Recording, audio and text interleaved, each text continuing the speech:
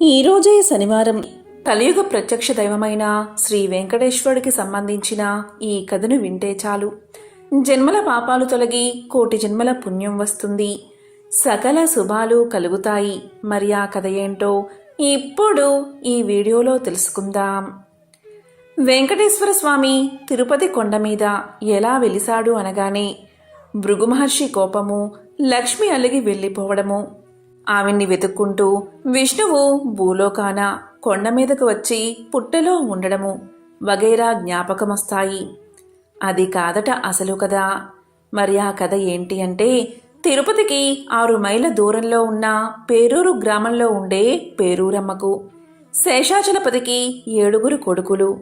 వాళ్ళు పెద్ద ఓబులన్నా, చిన్న ఓబులన్నా, మద్ది లేటన్నా, పెంచల నరసింహ, కదిరి నరసింహ, గోవిందరాజు, అలాగే వెంకటేశ్వరుడు. అన్నలు 6 మందికి తగిన చోటు దొరుకుతుంది. అందరికన్నా చిన్నవాడైన వెంకటేశ్వరుడు తాను నివసించడానికి తగిన స్థలం వెతుక్కోవడానికి తల్లి పేరూరమ్మ దగ్గర సెలవు తీసుకుని బయలుదేరతాడు. ఎంత వెతికినా తగిన స్థలం దొరకలేదు. అలా వెతుక్కుంటూ తిరుపతిలోని 3 గంటల గంగమ్మ దగ్గరికి వచ్చి తనకు తగిన స్థలం ఎక్కడుందో చెప్పమంటాడు. తనకు తగిన చోటు చూపిస్తే గంగమ్మకు సంవత్సరానికి ఒకసారి జాతర జరిపించి దున్నపోతుల్ని, కుంభాల్ని ఆహారంగా సమర్పిస్తానని చెప్తాడు. అప్పుడు గంగమ్మ 7 కొండల మీద గట్టి చోటు చూపించిందట. సరే, అయ్యవారు కొండెక్కి కూర్చుంటే అమ్మవారు మరి తిరుచానూరులోనే ఎందుకు ఉండిపోయారు అనే సందేహం వస్తుంది కదా. దానికి ఒక కథ ఉంది. వెంకటేశ్వర స్వామికి అలవేలు మంగకు నారాయణవనంలో పెళ్ళయింది. కొన్నాళ్లకు అలమేలు మంగ కాపురానికి కొండకొస్తుంది. సంసారానికి కావలసిన వస్తువులన్నిటినీ సారెపెట్టెలో తెస్తుంది. ఆ వస్తువులన్నిటినీ చూసిన వెంకటేశ్వర స్వామి, కరివేపాకు తెచ్చావా అని ప్రశ్నిస్తాడు. అయ్యో మరచిపోయాను అని అలవేలు మంగ కరివేపాకు తేవడానికి వెనక్కి వెళ్తుంది. అప్పుడు వెంకన్న పొద్దు పోయే లోపల కొండకు చేరుకోవాలని, లేకపోతే పొద్దు పోయేటప్పుడు ఎక్కడ ఉంటే అక్కడే శిలగా మారి పూజలు అందుకుంటామని చెప్తాడు.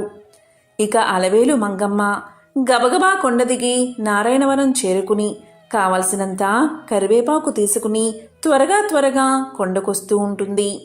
అయితే అలవేలు మంగమ్మ తిరుచానూరుకొచ్చేసరికి పొద్దు పోతుంది. అందువల్ల అమ్మవారు అలవేలు మంగమ్మ అక్కడే శిలైపోతుంది. దీంతో వెంకన్న ఎదురు వెళ్లి అలవేలు మంగమ్మను కరివేపాకు కోసం అడిగింది పైకెళ్లే దారిలో ఉన్న మోకాళ్ల పర్వతం దగ్గరట.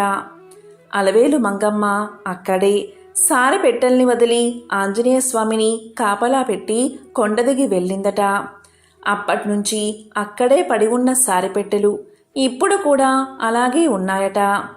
అమ్మవారు వస్తున్నారని ఆంజనేయుడు అక్కడే ఇతరులకు ఇప్పటికీ రాళ్ల రూపంలో కనిపించే ఆ సారెపెట్టెలకి కాపలా కాస్తూనే ఉన్నాడట.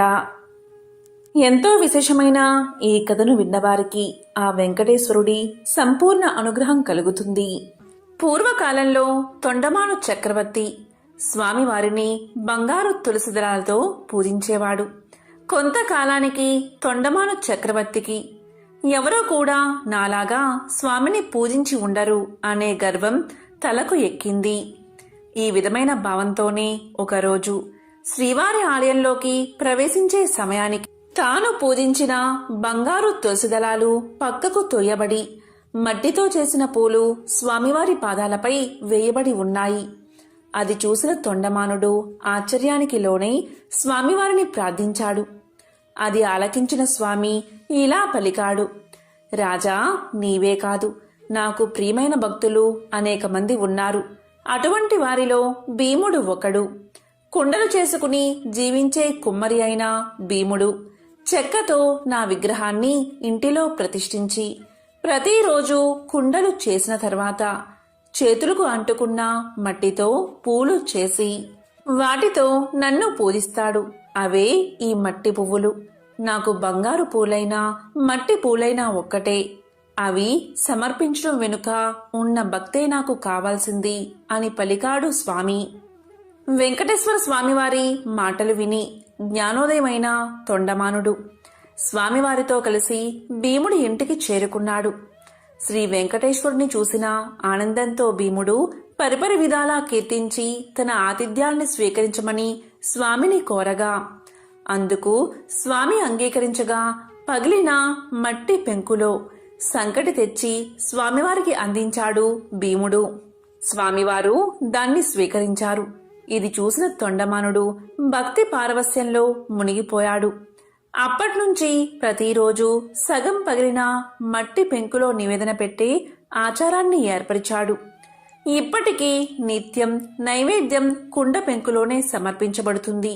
వివిధ రకాలైన పిండి వంటలు గంగాలాల కొద్దీ నైవేద్యంగా సమర్పించబడుతూ ఉన్నా అవన్నీ గర్భాలయానికి ముందున్న శయన మండపంలోనే నివేదిస్తారు. ఒక్క ఓడు నైవేద్యం మాత్రం గర్భాలయంలోకి తీసుకువెళ్లి నివేదిస్తారు. ప్రతిరోజు నివేదన కొరకు కొత్త కుండ పెంకునే ఉపయోగిస్తారు. అందువల్లే స్వామివారికి తోమని పల్లాలవాడు అనే పేరు ఏర్పడింది. కాగా కుమ్మరి భీముడు కురువతి నంబిగా ప్రసిద్ధి చెందాడు. భక్తులు కోరిన కోరికలు నెరవేరుస్తూ ఎంతో ప్రసిద్ధి చెందిన వెంకటేశ్వర స్వామివారిని శ్రీహరి ఏడుకొండలవాడు, వడ్డీ కాసులవాడు, గోవిందుడు అని పిలుస్తారు. అయితే స్వామివారిని దర్శించుకునే భక్తులు తప్పనిసరిగా స్వామివారిని గోవింద గోవింద అనే పేరుతో పూజించడం మనం చూస్తున్నాము. అయితే స్వామివారిని ఈ విధంగా గోవింద అనే పేరుతో పూజించడానికి గల కారణమేమిటి, ఈ పేరు వెనుక ఉన్న కథ ఏమిటి అనే విషయాలను ఇప్పుడు తెలుసుకుందాం. పురాణాల ప్రకారం ఒకరోజు శ్రీ వెంకటేశ్వర స్వామి అగస్త్య మహర్షి యొక్క ఆశ్రమానికి వెళ్లి నన్ను శ్రీనివాసుడు అని పిలుస్తారు. మీ ఆశ్రమంలో చాలా గోవులు ఉన్నాయి కదా, నాకు ఒక గోవు కావాలి అని అడగడంతో అందుకు అగస్త్య మహాముని చాలా సంతోషించి ఇలా పలికారు. స్వామి, నేను మీకు గోవులను ఇవ్వడానికి నాకు ఎలాంటి అభ్యంతరమూ లేదు. కానీ వేదాల ప్రకారం పత్ని లేనిదే గోదానం చేయకూడదు. కనుక మీరు సతీ సమేతంగా వస్తే సంతోషంగా మీకు గోదానం చేస్తాను అని చెప్పడంతో శ్రీనివాసుడు అక్కడి నుంచి వెళ్లిపోతాడు.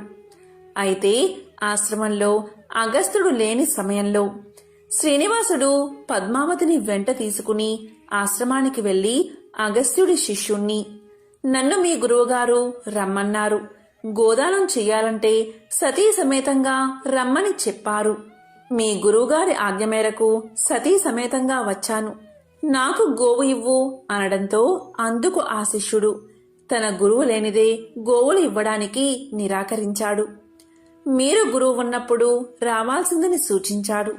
ఈ మాట విన్న శ్రీనివాసుడు ఎంతో కోపంతో తిరుమల కొండవైపు నడుచుకుంటూ వెళ్లసాగాడు.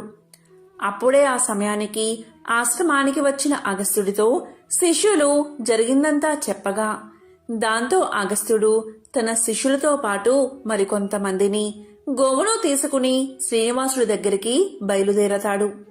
ఆ సమయంలో స్వామిని కొంత దూరం నుంచి చూసిన అగస్త్యుడు స్వామి అని పిలిచినా అప్పటికీ స్వామివారు కోపంతో అతని మాటలు పట్టించుకోలేదు. ఈ క్రమంలోనే మళ్లీ అగస్త్యుడు గోవా ఇందా అని చెబుతాడు. గోవా అంటే ఆవు, ఇందా అంటే ఇదిగో అని అర్థం. అలా గోవిందా అని పిలవడంతో ఆ పేరు గోవిందగా మారి స్వామివారిని గోవింద నామస్మరణ చేస్తూ భక్తులు పూజిస్తున్నారు. తిరుమలలో పూసిన ప్రతి పువ్వు స్వామి పాదాల చింతకు చేరాలి అనుకుంటుంది. శ్రీవారి తోమాల సేవలో మురవాలి అనుకుంటుంది. స్వామి గుండెలపై ఒదిగిపోవాలి అనుకుంటుంది. శ్రీవారి సొగసైన ముఖంపై గెడ్డం మీద పచ్చ కర్పూరాన్ని ఎందుకు అద్దుతారు? అక్కడ స్వామిని ఎవరు కొట్టారు? తిరుమల ఆలయంలో మహాద్వారానికి కుడివైపున కనిపించే గుణపం కథ ఏమిటి? తిరుమలలో స్త్రీలు పువ్వులు ఎందుకు పెట్టుకోరు? ఈ ప్రశ్నలన్నిటికీ ఒకే సమాధానం, అనంత ఆల్వారులు. శరణుజొచ్చిన భక్తులపై ఆ వెంకటాచలపతి ఎంతటి దయావర్షం కురిపిస్తారో చెప్పే కథే ఇది. అనంతాచార్యుల చరితం నిష్కల్మషమైన భక్తికి తార్కాణం. తిరుమలలో పూసిన ప్రతి పువ్వు స్వామి పాదాల చెంతకు చేరాలి అనుకుంటుంది. ఇలాగే స్వామి సేవలో తరించి ఆయన పాదాల మీద రాలిన గొప్ప భాగవోత్తముడు అనంత ఆళ్వారులు. అనంత ఆళ్వారుల గురించి తెలుసుకోవడం అంటే భక్తులపై శ్రీనివాసుడి అనంతమైన ప్రేమ, వాత్సల్యం గురించి తెలుసుకోవడమే. శ్రీరంగంలో భగవత్ రామానుజుల శిష్యులే అనంతాచార్యులు. ఒకనాడు రామానుజులు అనుగ్రహ భాషణం చేస్తూ తిరుమలలో అలంకార ప్రియుడైన శ్రీనివాసుడికి పుష్ప కైంకర్యాలు సక్రమంగా జరగడం లేదని ఆవేదన వ్యక్తం చేశారు. కానీ దట్టమైన అడవులు, క్రూర మృగాలు, విషసర్పాలు సంచరించే శేషాచల కొండల్లో ఎవరు ఉండగలరు? అక్కడ చెరువు తవ్వి బృందావనం తయారు చేసి పుష్పసేవ ఎవరు చేస్తారు? ఈ విధంగా గురువు రామానుజుల మనసులోని బాధను అర్థం చేసుకున్న శిష్యుడైన అనంతాచార్యుడు తాను వెళ్లి వెంకటాచలపతికి పుష్ప కైంకర్యాలు సమర్పిస్తాను అన్నారు. గురువుగారికిచ్చిన మాట ప్రకారం గర్భవతి అయిన భార్యను తీసుకుని తిరుమలకు చేరారు అనంత ఆళ్వారులు. రావడంతోనే పూలతోట పనులు ప్రారంభించారు. అనంత ఆచార్యుల వేదానికి స్వేదానికి శ్రీవారు కదిలిపోయాడు, కరిగిపోయాడు. భార్యతో కలిసి చెరువు తవ్వుతున్న బక్కపల్చిని అనంతాచారుల దగ్గరకు సాక్షాత్తు శ్రీనివాసుడే ఒక బాలుడి రూపంలో వచ్చాడు. నీకు నేను సహాయం చేస్తాను అన్నాడు. కాని పసిబాలుడితో పని చేయించుకోవడం ఏమిటి అని అనంతాచారుల వారు వద్దని వారించారు. బాలుడు ఎంత బతిమాలినా వద్దన్నారు. కాని అనంత ఆచార్యులకు తెలియకుండా ఆయన భార్యకు చెరువు తవ్వడంలో సాయం చేస్తూ ఉన్నాడు ఆ బాలుడు. ఆ దృశ్యం చూసిన అనంత ఆచార్యులకు కోపం కట్టలు తెంచుకుంటుంది. సాయం వద్దని చెప్పినా ఎందుకు చేస్తున్నావంటూ బాలుణ్ణి తరుముతారు.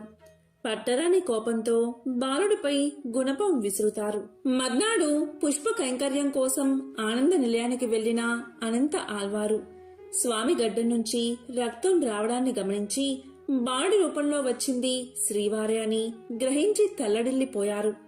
వెంటనే వెంకటనాథుడి గడ్డానికి పచ్చ కర్పూరాన్ని అద్దుతారు.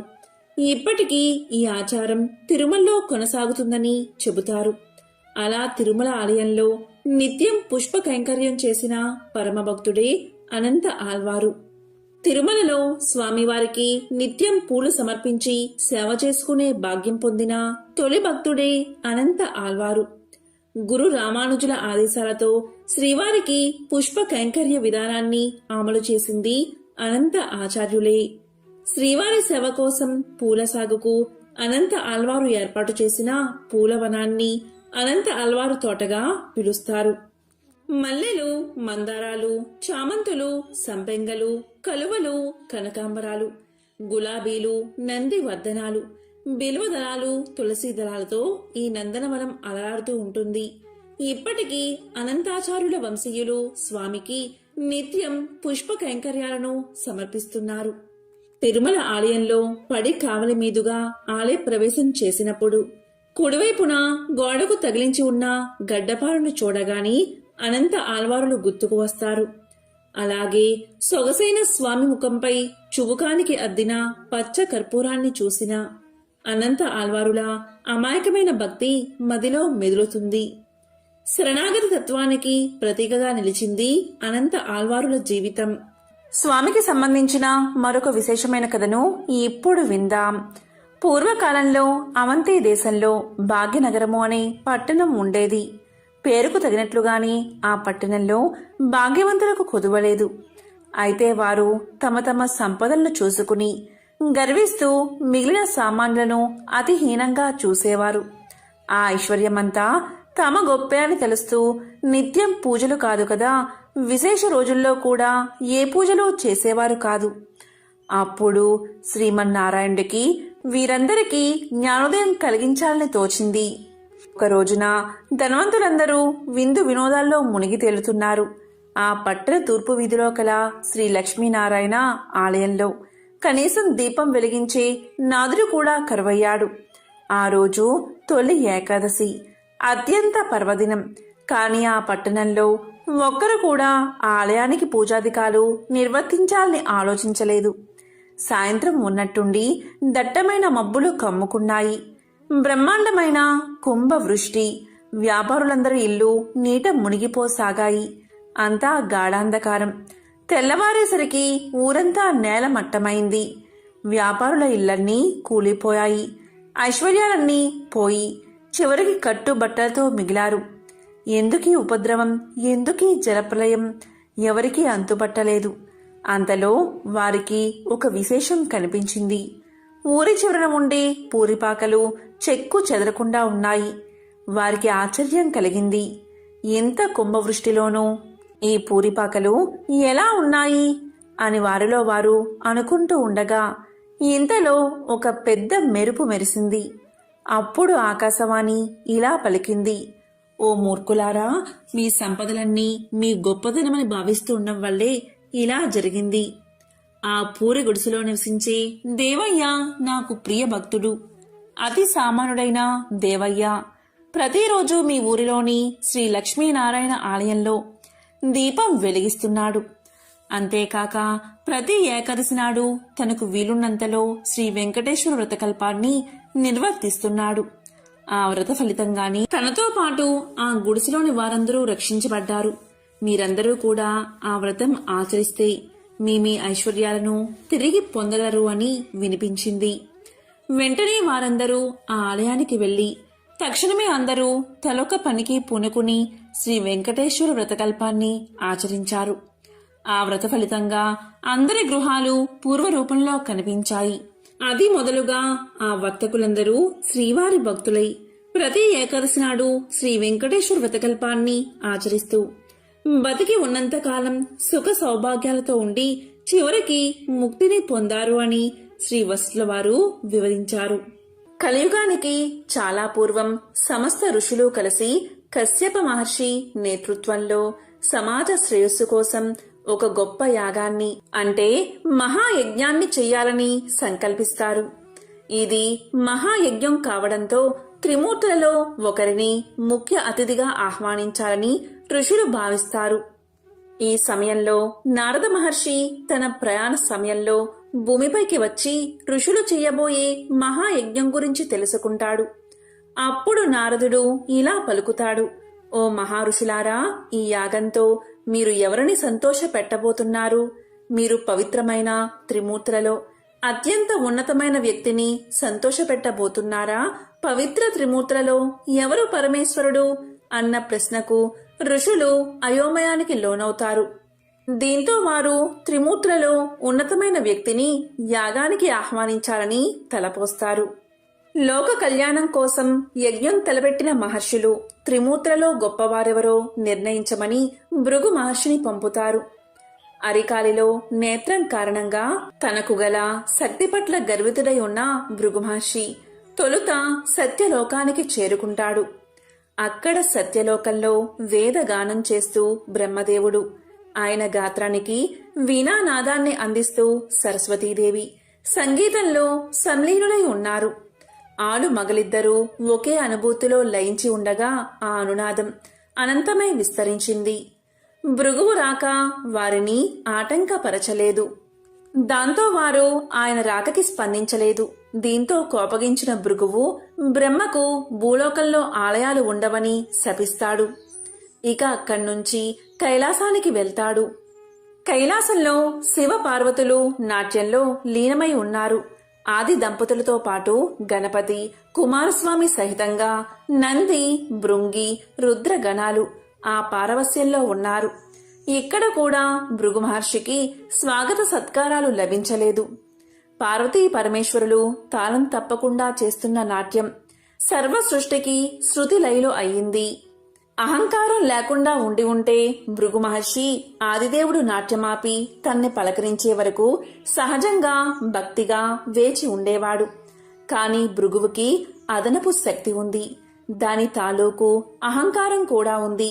కాబట్టి భక్తుడు భగవంతుడి కోసం వేచి ఉండం కాదు, భగవంతుడే భక్తుడి రాక కోసం మెలకువతో ఉండాలి అనుకున్నాడు.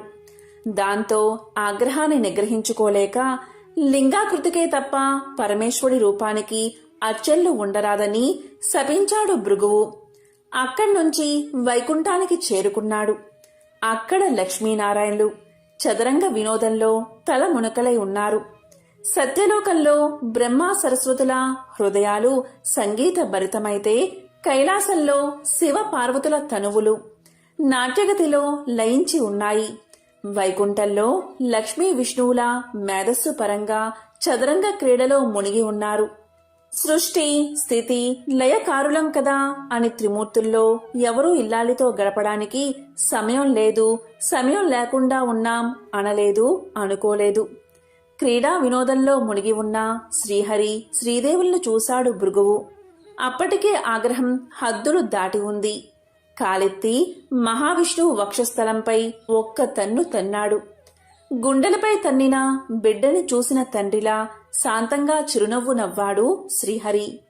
భృగువుని బుజ్జగిస్తూ అతిథి సత్కారాలతో ఆజ్ఞపాద్యాలు సమర్పిస్తూ భృగువు అరికాలిలోని నేత్రాన్ని చిదిమేశాడు.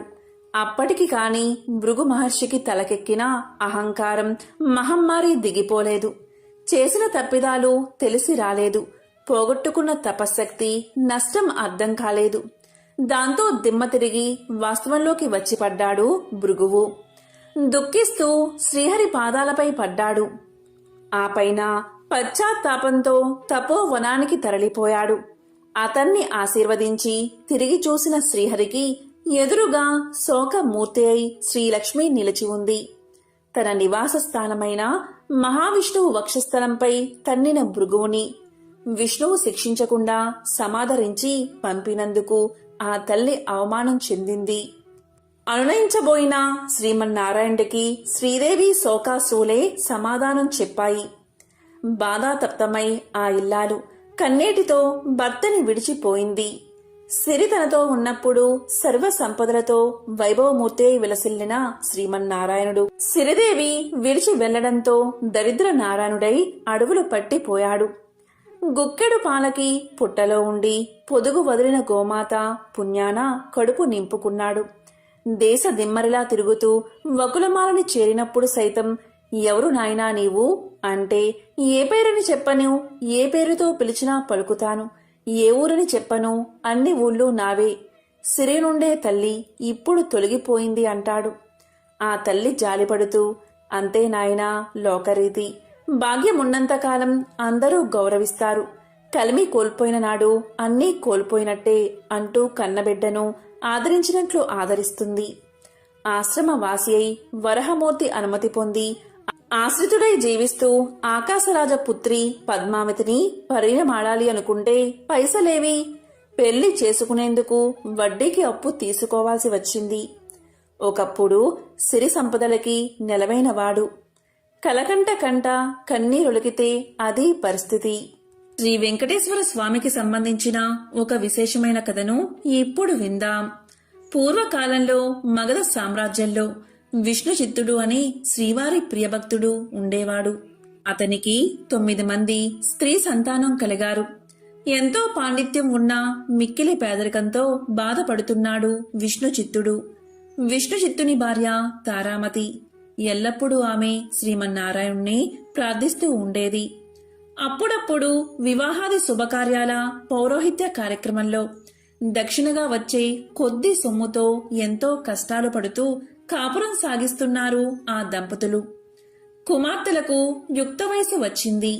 తారామతికి ఎప్పుడూ వీరి వివాహం ఎలా జరిపించాలా అనే చింతగా ఉండేది. ఆ శ్రీనివాసుణ్ణి ప్రార్థిస్తూ కాలం గడుపుతూ ఉండేది తారామతి. ఓ శ్రీనివాస భక్తులారా, ఆశ్రిత జనరక్షకుడైన శ్రీ వెంకటేశ్వర స్వామివారికి తన భక్తులన్నా అపార ప్రేమ అని మనందరికీ తెలిసిందే కదా. ఇలా ఉండగా ఒకరోజు ఉదయం ఒక వృద్ధ బ్రాహ్మణుడు విష్ణుచిత్తుని ఇంటి తలుపు తట్టాడు. అయ్యా, నేను వంగదేశపు వాసిని. ఒక యజ్ఞం నిమిత్తం వెళుతూ దారి మధ్యలో ఈ దేశానికి చేరుకున్నాను. దయచేసి ఈ ఒక్కరోజు మీ ఇంట్లో ఉండనిస్తే తిరిగి రేపు ఉదయమే వెళ్లిపోతాను అని విష్ణుచిత్తుణ్ణి అర్థించాడు. అందుకు విష్ణుచిత్తులు ఇలా పలికాడు. స్వామి, అంతకు మించిన అదృష్టం మాకేముంటుంది? అతిథి సాక్షాత్తు శ్రీమన్నారాయణుడితో సమానమని మన పురాణాలు ఘోషిస్తున్నాయి కదా. తమరు ఎటువంటి సంకోచం లేకుండా మా ఇంట్లో తప్పక ఉండవలసింది అని ఆ ముసలి బ్రాహ్మణుణ్ణి లోపలికి తీసుకువచ్చి సపర చర్యలు చేశాడు. ఆ రోజు మధ్యాహ్నం భోజనం చేసిన తర్వాత ఆ వృద్ధ బ్రాహ్మణుడు తారామతితో ఇలా అంటాడు. ఏమమ్మా దిగాలుగా ఉన్నావు? ఏమిటి నీ బాధ? ఏమీ సంకోచించకుండా చెప్పు అన్నాడు. అప్పుడు తారామతి ఇలా అంటుంది. స్వామి, తమరు మహా తపస్సంపన్నులు. తేజస్సులో సాక్షాత్తు ఆ వైకుంఠవాసుని మాదిరిగా ఉన్నారు. మీ వద్ద దాచేదేముంది? నా మనోవ్యదంతా నా పుత్రికల వివాహం గురించే అని విన్నవించుకుంది. అంతటా ఆ విప్రోత్తముడు చిరునవ్వు నవ్వి ఇలా అన్నాడు. తల్లి, నీ బాధ నేను గ్రహించాను. నీ కష్టాలన్నీ తొలగిపోయి కుమార్తెలకు శుభప్రదంగా వివాహం అవ్వడానికి ఒక అద్భుత వ్రతాన్ని నీకు తెలియచేస్తాను. ఆ వ్రతాన్ని ఆచరిస్తే మీ కష్టాలు పటాపంచలైపోతాయి. శ్రీ వెంకటేశ్వర వ్రతము అనే వ్రతం మిక్కిలి సులభతరం అని చెప్పి ఆ వ్రత విధానమంతా ఆ దంపతులకు వివరించాడు. అంతటా విష్ణుచిత్తుడు ఇలా పలికాడు. స్వామి, మహా సంతోషం. ఇంతకు మించిన భాగ్యం ఏముంటుంది మాకు? ఎన్నో రోజులు ఎందుకు, శుభస్థ శీఘ్రమని పెద్దలు అన్నారు కదా. ఈ రోజే ఎంతో మంచి రోజు. ఈ రోజు తమరు చెప్పిన శ్రీ వెంకటేశ్వర వ్రతాన్ని ఆచరిస్తాము అని విష్ణు చిత్తులు తారామతి దంపతులిద్దరూ తన కుమార్తెలందరితో కలిసి ఆ రోజు సాయంకాలమే బంధుమిత్రులను పిలుచుకుని శ్రీ వెంకటేశ్వర వ్రతాన్ని అత్యంత భక్తి శ్రద్ధలతో ఆచరించారు. వచ్చిన భక్తులందరూ వ్రతం పూర్తయిన తర్వాత తీర్థ ప్రసాదాలు స్వీకరించి తమ తమ గృహాలకు వెళ్లిపోయారు. అప్పుడు విష్ణు చిత్తులవారు భార్యా సమేతంగా ఆ బ్రాహ్మణోత్తముడికి పాద నమస్కారం చేసి తమ దంపతులను ఆశీర్వదించవలసిందిగా వేడుకున్నారు. అప్పుడా బ్రాహ్మణోత్తముడు వ్రత తీర్థ ప్రసాదాలు తాను స్వీకరించి మనోభీష్టా సిద్ధిరస్తు, శ్రీ లక్ష్మీ శ్రీనివాస కటాక్ష సిద్ధిరస్తు అని ఆశీర్వదించాడు. ఇంతలో చీకటిపడి నిద్రా సమయం అయింది. అంతటా విష్ణుచిత్తుడు ఆ బ్రాహ్మణుడికి ఒక చిరిగిన దుప్పటిని ఇచ్చి కన్నీళ్ల పర్యంతంగా ఇలా పలికాడు. స్వామి, కడుపేదనైనా నా వద్ద ఇంతకు మించి మంచి దుప్పటి లేదు. ఈ రాత్రికి నన్ను క్షమించి దీని యందే పడుకోండి అని వేడుకున్నాడు. అందుకు ఆ బ్రాహ్మణుడు చిరునవ్వు నవ్వి ఇలా అన్నాడు. విష్ణుచిత్త, ఏమీ బాధపడకు. నేను బయట వసారాలో పడుకుంటాను అని చెప్తాడు. కొద్దిసేపటికే అందరూ కూడా నిద్రలోకి జారుకున్నారు. రాత్రి 4వ జామున ఉరుములు మెరుపులతో పెద్ద వర్షం కురిసింది. అంతా కటిక చీకటి. గాఢాంధకారంలో కంటికి ఏమీ కనబడట్లేదు. విష్ణుచిత్తునికి బయట పడుకున్న ఆ ముసలి బ్రాహ్మణుడు ఎలా ఉన్నాడో అని బెంగగా ఉంది. కాని ఈ గాఢాంధకారంలో ఏమీ కనిపించక ఎప్పుడెప్పుడు తెల్లవారుతుందా అని ఆ రాత్రి గడిపాడు విష్ణుచిత్తుడు. ఆ కుటుంబమంతా. ఇంతలో తెల్లారింది. వాన తేలిక పడింది. బయట బ్రాహ్మణుడు ఏమయ్యాడో, ఎంత బాధపడ్డాడో అనుకుంటూ బయటకు వచ్చిన ఆ దంపతులకు అద్భుత దృశ్యం కనిపించింది. అక్కడ విప్రోత్తముడు లేడు. చిరిగిన దుప్పటి స్థానంలో పట్టు పీతాంబరం ఉంది. ఆ పీతాంబరంపై శ్రీ వెంకటేశ్వర స్వామివారి విగ్రహం చిరునవ్వుతో కనిపించింది. జరిగినదంతా ఆ దంపతులకు అర్థమైంది. వారి ఆనందానికి అవధులు లేవు. వచ్చింది సాక్షాత్తు ఆ శ్రీమన్నారాయణుడే. ఆహా, ఏమి మన భాగ్యము! కాని ఆ స్వామివారిని గ్రహించలేకపోయామే.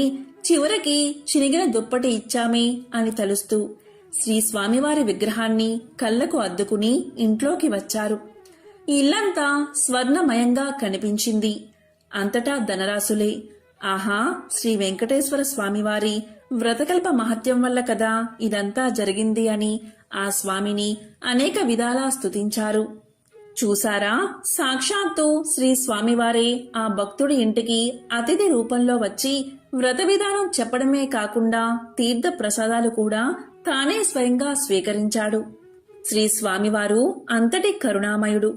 ఎవరైతే భక్తి శ్రద్ధలతో ఈ వ్రతాన్ని ఆచరిస్తారో వారింటికి తానే స్వయంగా ఏదో రూపంలో తప్పక వస్తాడు. మీరందరూ కూడా ఈ వ్రతాన్ని ఆచరించి స్వామివారి కరుణా కటాక్షాలు పొందండి. శ్రీ లక్ష్మీ శ్రీనివాస కటాక్ష సిద్ధిరస్తు అని విశ్వామిత్రుల వారు ముళ్లకు తెలియచేశారు. శ్రీ వెంకటేశ్వరాయ నమః అనేది వెంకటేశుడి మంత్రం. ఈ అష్టాక్షరి మంత్రం గురించి మాతృశ్రీ వెంగమాంబ రాసిన శ్రీ వెంకటాచల మహత్యం అన్న గ్రంథంలోని తృతీయ ఆశ్వాసం 177వ పుటలో శ్రీ వెంకటేశ్వరాయ నమః అనే అష్టాక్షరి మంత్రం గురించి ప్రస్తావించారు. శ్రీనివాసుడు ఈ మంత్రాన్ని ఓంకారపూర్వకంగా జపించవచ్చునని అందులో పేర్కొన్నారు. గురుముఖంగా మంత్రం గ్రహించి శ్రీ వెంకటేశ్వరాయ నమః అనే స్వామివారి మంత్రాన్ని జపిస్తే కృతార్థత సిద్ధిస్తుందని ప్రతీతి. కేవలం శ్రీ శ్రీనివాసుడి నామజపం కూడా అష్టాక్షరి మంత్రమంతటి ఫలితాన్ని ఇస్తుంది. ఎంతో పవిత్రమైన విశేషమైన ఈ శనివారం రోజు శ్రీ వెంకటేశ్వర స్వామికి సంబంధించిన ఈ కథను విని స్వామివారి అనుగ్రహాన్ని పొందండి. ఓం నమో వెంకటేశాయ. శ్రీ వెంకటేశ్వరాయ నమః.